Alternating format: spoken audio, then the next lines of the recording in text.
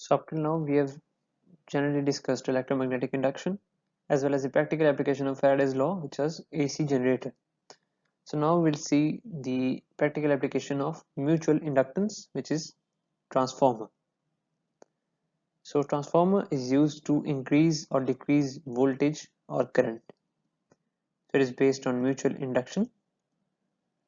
इसका फॉर्मूला जो हम इस्तेमाल करते हैं, that is voltage ratio of secondary to primary coil equals to the number of turns ratio in secondary to primary coil. And क्योंकि voltage और करंट का इन्वर्स रिलेशन होता है, सो प्राइमरी सेकेंडरी में जो करंट का रेशियो है that is equal to the number of ratio of number of turns in secondary to primary. यहाँ पे आप देख सकते हैं कि नंबर ऑफ टर्न्स अगर सेकेंडरी में इंक्रीज होंगे तो वोल्टेज इंक्रीज होगी, बट अगर सेकेंडरी में जो नंबर ऑफ टर्न्स ज़्यादा हैं तो करंट डिक्रीज होगी.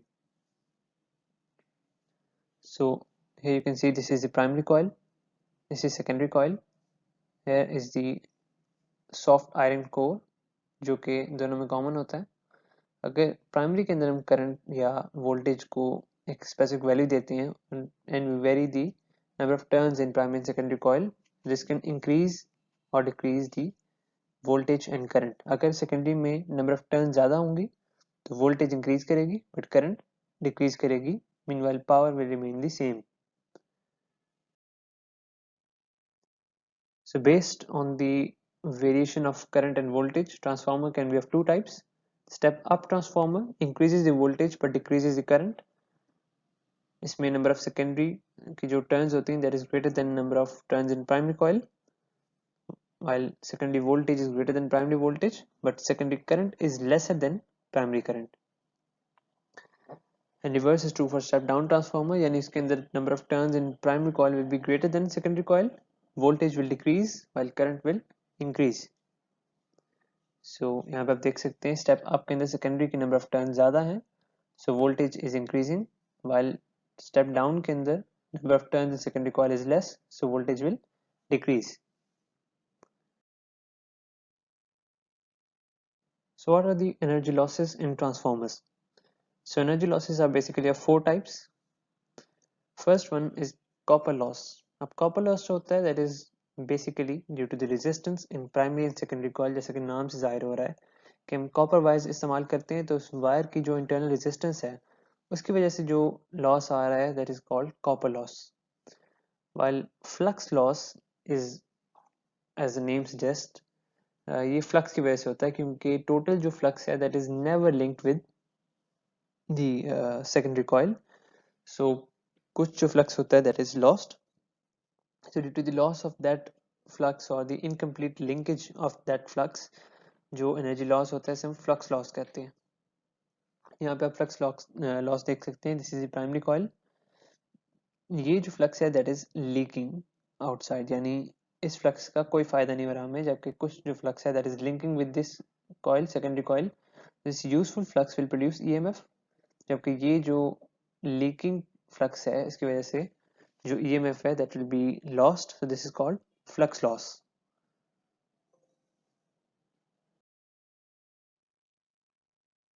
Third loss is the AD current loss. इसमें ये होता है कि the formation of undesirable reverse currents जिनको हम एडी करंट्स कहते हैं, उनकी वजह से जो लॉस आता है this is called eddy current loss and it can be reduced by lamination.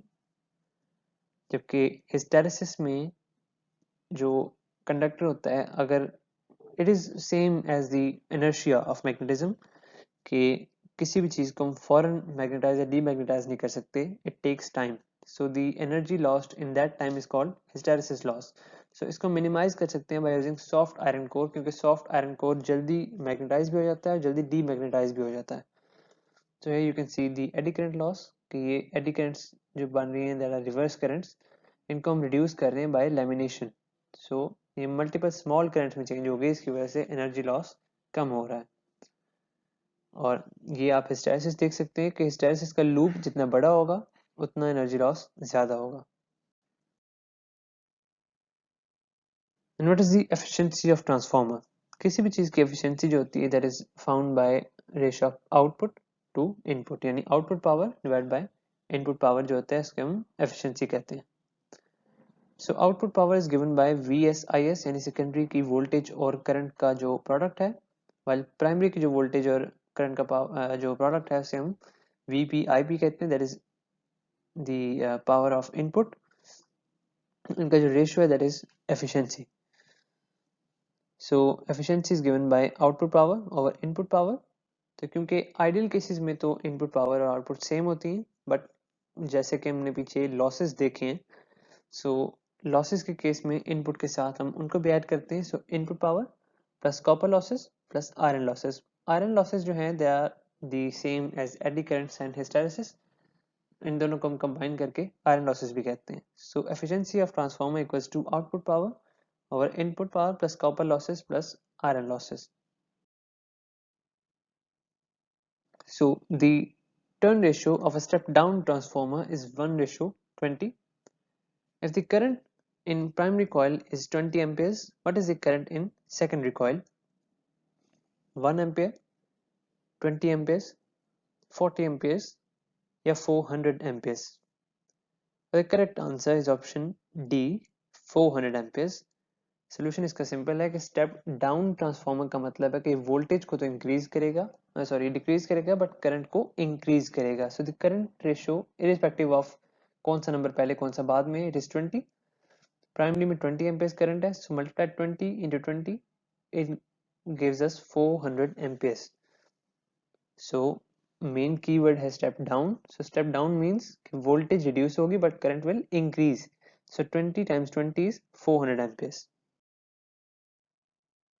The solution is same. The step down transformer increases the secondary current by a factor equal to the turn ratio. So elimination reduces which of the following? Hysteresis, eddy currents, copper losses या flux losses? The correct answer is option B, eddy current. जैसे कि हम पहले देख चुके हैं कि elimination करने से eddy currents जो हैं वो reduce होके बिल्कुल small करंट्स के अंदर रिड्यूस हो जाती हैं, जिनको हम इग्नोर भी कर सकते हैं, यानी उनका एनर्जी लॉस इतना ज़्यादा नहीं होता. So lamination reduces eddy currents. This is all about electromagnetic induction.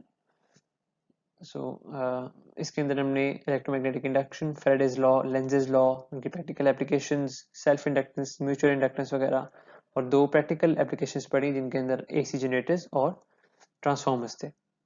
Thank you.